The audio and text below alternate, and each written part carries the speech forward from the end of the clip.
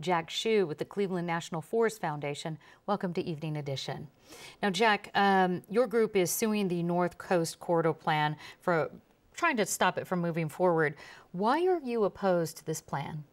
We're specifically opposed to the highway expansion, and primarily because alternatives were not seriously looked at. Here's the best example of where we can go from cars to rail. We have a parallel rail line, and neither Sandag or Caltrans looked at that seriously as an alternative to building more freeway lanes. What is the aim of this lawsuit? I mean, do you think it'll make a difference in affecting funding? Not so much funding. The difference is we can have a healthier population, a better economy, if we move from cars to rail. And Caltrans hasn't done that. They haven't looked at all the negative effects. In fact, they haven't told us, and that's why their EIR is deficient.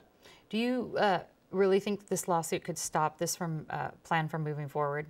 I don't know. That's going to be up to the courts. But I think the sad part is that it is in the courts.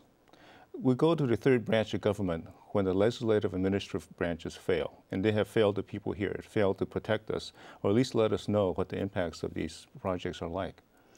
You're also against widening the freeway, as you were mentioning, but backers of the plan say that the region's population is growing. There's already bottlenecks and gridlock in the North County along this corridor. Without more lanes, what's your solution? Well, first of all, San Diegans should know that adding more lanes does not relieve congestion. We know that. If you add a lane, at best, you relieve congestion for 2 to 4 years. So where are we going to be in 10, 20 years from now? How many freeway lanes can we build? And if you want to use HOV lanes, high occupancy lanes or bus lanes, you could do that now with existing lanes. We need to reduce the amount of vehicles traveled if we want to meet our greenhouse gas emissions goals in the future by 15 to 20%. So sometimes 32%, some estimates go. If we want to reduce that, why would we want to spend $3.5 billion building more freeway lanes? We should be putting that money into alternative forms of transportation. Alternative forms such as trains only or something else? Trains primarily, because we know that works. And San Diegans know that, because if you go to a Padre game, if you go to some event at Calquam, it's the trolley line that's bringing in people, not buses, not cars. That's the more effective way to bring in people into the city and have them travel around.